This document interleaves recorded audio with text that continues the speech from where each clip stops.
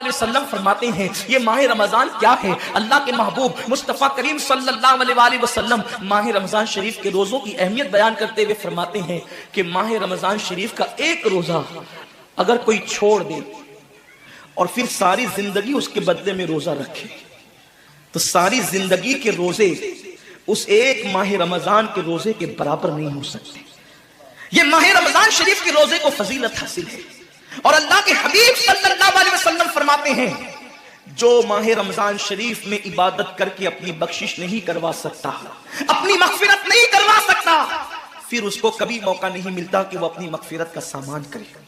آقا کریم صلی اللہ علیہ وآلہ وسلم فرماتے ہیں کہ سال بھر تک ماہ رمضان شریف کے لیے جنت کو آراستہ کیا جاتا ہے، جنت کو سجایا جاتا ہے، جنت کو سنوارا جاتا ہے، اور آقا کریم صلی اللہ علیہ وسلم فرماتے ہیں اگر تو گنہگار ہے تو مجھ سے معافی طلب کرتا کہ میں تیری مغفرت کر دوں، میں تجھے جنت کا پروانہ عطا کر دوں، اگر تو غریب ہے تو مجھ سے دولت مانگتا کہ میں تجھے دولت عطا کر دوں، اگر تو نعمت سے محروم ہے تو نعمت مانگتا کہ میں تجھے نعمت عطا کر دوں۔ یہی وجہ تو ہے حضرات صحابہ کرام جب رمضان شریف آتا تو وہ ایسے تیاریاں کرتے تھے جیسے ہم اپنے گھروں کی شادیوں کی تیاری کرتے ہیں۔ صحابہ اتنے مصروف ہو جاتے رمضان شریف کی تیاریوں میں، اور کیسی تیاری کرتے؟ ہم بھی رمضان شریف کی تیاری کرتے ہیں۔ ہماری تیاری کیا ہے؟ سحری میں تری کے مسالے کو چاہیے، سحری کے اندر یہ چاہیے، سحری میں وہ چاہیے، افطار میں یہ چاہیے، افطار میں وہ چاہیے۔ مجھے اس سے کوئی جو ہے وہ شکوہ نہیں، میرے آقا نے اس سے منع نہیں کیا۔ حضور فرماتے ہیں کہ رمضان شریف میں گھر والوں کا دسترخوان وسیع کر دیا کرو، گھر والوں پہ زیادہ خرچ کیا کرو، اس لیے کہ جو گھر والوں پہ رمضان شریف میں خرچ کرتا ہے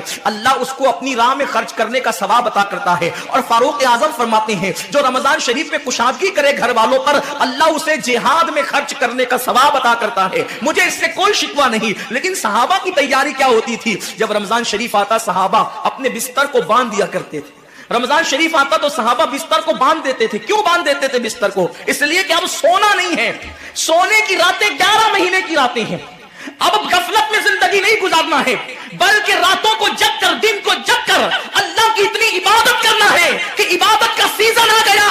اس لیے کہ اللہ کے رسول فرماتے ہیں جس نے رمضان شریف پایا اور عبادت کر کے اللہ کو راضی نہیں کر لیا ایسا بندہ ہمیشہ اللہ کی رحمت سے دور کر دیا جائے۔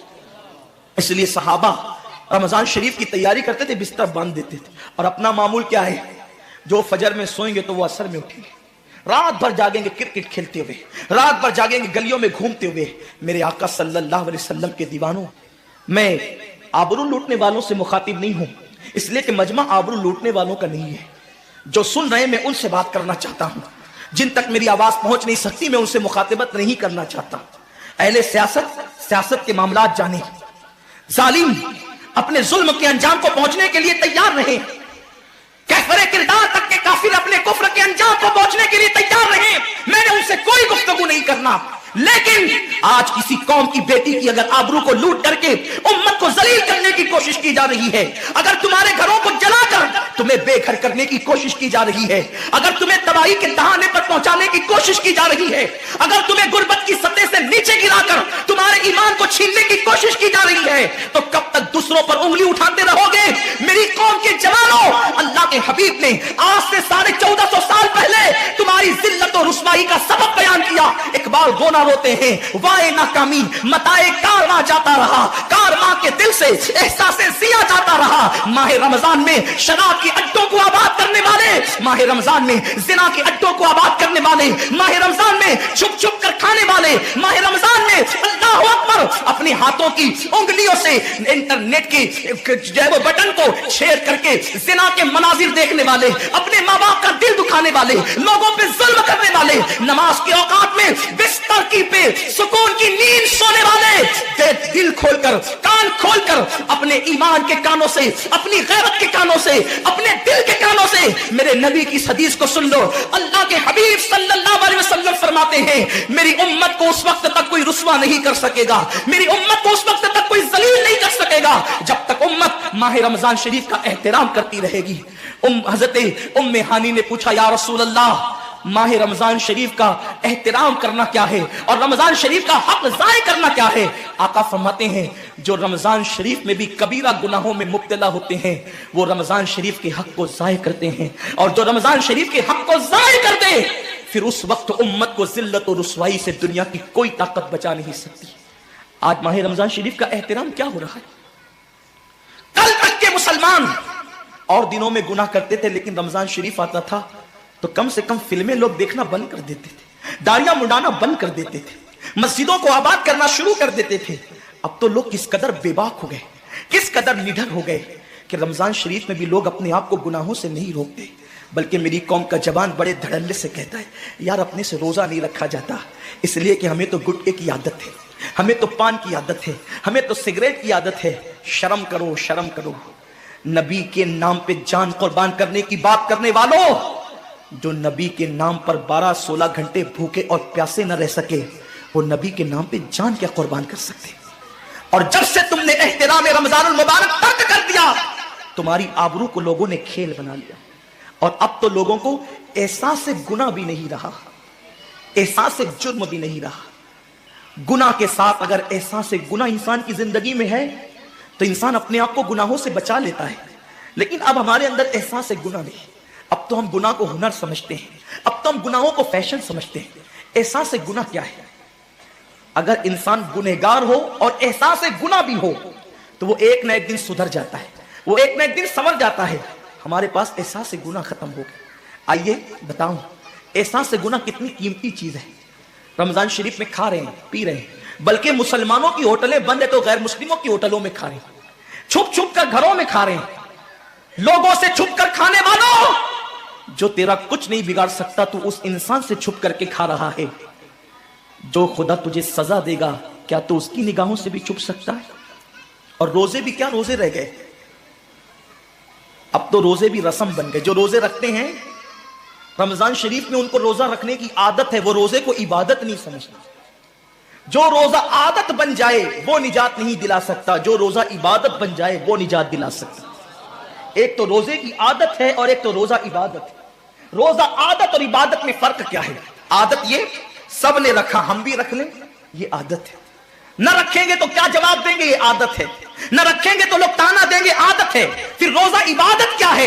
روزہ عبادت یہ ہے کہ اللہ نے روزہ رکھنے کا حکم دیا ہے اور مصطفیٰ جان رحمت نے روزے کا حق یہ بتایا ہے اگر تو روزہ رکھے تو صرف بھوکا پیاسا نہ رہے، بلکہ تیرا ہاتھ بھی روزے دار رہے، تیری زبان بھی روزے دار رہے، تیری آنکھ بھی روزے دار رہے، تیرا پیر بھی روزے دار رہے، تیرا کان بھی روزے دار رہے۔ کان روزے دار اس طرح کہ کان اللہ کے ممنوع کردہ چیزوں کو نہ سنے، ہاتھ روزے دار اس طرح ہاتھ اللہ کے منع کردہ کاموں کو نہ کرے، زبان روزے دار اس طرح کہ زبان اللہ کی ممنوع کردہ چیزوں کو ادا نہ کرے، پیر روزے دار اس طرح کہ پیر اس جگہ چل کر نہ جائے جہاں اللہ نے جانے سے منع کیا ہے۔ جب تو ان سارے اعضاء کو روزے دار بناتا ہے تو ایسے روزے کے معاملے میں میرا اللہ فرماتا ہے روزہ میرے لیے ہے اور میں ہی اس کی جزا ہوں۔ ہر عمل کی جزا جنت ہے، روزے کی جزا خدا کی ذات ہے۔ اسی لیے آقا فرماتے ہیں روزے دار کو دو خوشی ہے، ایک تو افطار کے وقت، دوسرا لقائے رحمان کے وقت، خدا کی زیارت کے وقت۔ صحابہ نے پوچھا آقا ہم اللہ کی زیارت کیسے کریں گے؟ آقا فرماتے ہیں جیسے تم آسمان پہ چاند دیکھتے ہو بلا تمثیل اسی طرح تم خدا کی زیارت کیا کرو گے۔ یہ روزے داروں کی شان ہے۔ آج کے روزے کیا ہے؟ جس میں جھگڑا، جس میں غیبت، جس میں چگلی، جس میں فساد۔ روزے کو عادت مت بناؤ، روزے کو عبادت بناؤ۔ احساس مٹ گیا، عبادتوں کا احساس مٹ گیا، گناہوں کا احساس ختم ہو گیا۔ جب تک کہ لوگوں میں گناہوں کا احساس زندہ تھا وہ عبادت کر کے بھی اللہ سے ڈرتے تھے، وہ عبادت کر کے بھی رب کی بارگاہ میں آنسو بہاتے تھے کہ مولا میں تو حق ادا نہ کر سکا۔ لیکن آج احساس نہیں ہے، اس لیے لوگ ہنستے ہنستے افطار کرتے ہیں۔ حالانکہ صحابہ کا معمول تھا جب افطار کا وقت آتا وہ ہاتھوں کو اٹھا کر کے روتے اور کہتے مولا روزہ تو چلا گیا لیکن روزے کا حق نہ ادا ہو سکا، آنسو بہاتے ڈرتے۔ لیکن آج ایسا کچھ بھی نہیں ہے، ہماری ساری نیتیں تو دسترخوان پہ لگی ہوتی ہے افطار کے وقت۔ آئیے ایک بات نکل آئی، احساس گناہ کیا ہے؟ احساس گناہ آقا نے فرمایا نا کہ جب رمضان شریف کا حق ضائع کر دو گے تو اللہ تم سے عزت کو چھین لے گا، تم ذلیل و رسوا ہو جاؤ گے۔ احساس ختم ہے گناہ کا، اسی لیے رمضان شریف میں بھی گناہ کرتے ہیں، اور گناہ کر رہے ہیں تو ذلیل ہو رہے ہیں۔ احساس کسے کہتے ہیں؟ احساس یہ کہ میں نے کیا کیا، چھوٹے سے گناہ کو بڑا سمجھنا میں نے کیا کیا۔ ایک خاتون بارگاہ رسالت میں آئی اور عرض کیا یا رسول اللہ مجھ سے زنا ہو گیا ہے، میں نے بہت بڑا جرم کر لیا ہے، آپ مجھ پہ حد لگا دیں، حد جاری کر دیں تاکہ میں گناہ سے پاک ہو جاؤں۔ اللہ کے حبیب نے احساس گناہ دیکھ کر کے فرمایا کہ جا अभी तेरे पेट में बच्चा है, तेरे जुर्म की सजा तेरे पेट के बच्चे को नहीं दी जा सकती। अगर तुझ पे हद लगेगी तो वो बच्चा भी खत्म हो जाएगा। जब बच्चा पैदा हो जाए उसके बाद आना। बच्चा पैदा हो गया तो वो लेकर के आई। आका फरमाते हैं तेरी जान चली जाएगी तो इसकी परवरिश कौन करेगा, इसको दूध कौन पिलाएगा? जा इसको दूध पिला उस वक्त तक जब तक ये खाने न लगे।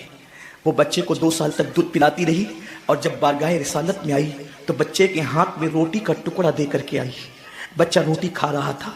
अर्ज़ की आका मुझ पे हद जारी करें ताकि मेरा गुनाह जो मेरे दामन पे लगा है वो धुल जाए।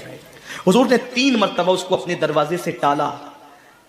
अगर कोई दूसरा होता उसको ढील दी जाती तो वो भाग जाता, दोबारा पलट करना आता, लेकिन एहसास गुनाह था, गुनाह का एहसास था कि यहां गुनाह मिट जाए ताकि वहां जवाब देने से बच जाऊं। उस खातून ने 3री मरतबा हाजिरी दी, हुजूर अब मेरा बच्चा रोटी खाने लगा है, मुझ पे हद लगा दे ताकि मैं पाक हो जाऊं। अल्लाह के हबीब ने फरमाया, अल्लाह की बंदी, जब अल्लाह ने तेरे जुर्म पे पर्दे डाल दिए थे तो तूने इजहार जुर्म क्यों किया? अब चूंकि तू जुर्म का इजहार कर चुकी है, इकबाल गुनाह कर चुकी है, अब तुझ पे हद लगाई जाएगी। और उसको संगसार कर दिया गया। जब वो मर चुकी और उसको दफन कर दिया गया तो किसी ने कहा कितनी बदबख्त थी वो औरत जिसने रसूल पाक के दौर में मुंह काला किया। मेरे नबी ने फरमाया तो उसका गुनाह दिखता है, तो उसका एहसास गुनाह नहीं दिखता। उसने ऐसी तौबा की है, अगर उसकी तौबा 70 जहन्नमियों पे तकसीम की जाती तो अल्लाह उनको भी जन्नत अता फरमा देता। आकाए करीम सल्लल्लाहु अलैहि वसल्लम फरमाते हैं जो रमजान शरीफ में गुनाह कबीरा करते हैं। अब गुनाह कबीरा की बहुत बड़ी तारीफ है, उसको नहीं बयान करूंगा, लेकिन जो गुनाह कबीरा बड़ा गुनाह करते हैं, पहली बात तो चूंकि मेरा मसलक सूफिया है, सूफिया से किसी ने पूछा कि गुनाह बड़ा क्या है? इमाम गजाली फरमाते हैं ना कोई गुनाह छोटा है ना कोई गुनाह बड़ा है। बात तो ये है जिस गुनाह पर खुदा तेरी पकड़ कर ले वही गुनाह सबसे बड़ा है, और जिस नेकी पर खुदा तुझे बख्श दे वही नेकी सबसे बड़ी है। किसी गुनाह को छोटा समझ के मत करो, पता नहीं वो किस गुनाह पे नाराज हो जाए।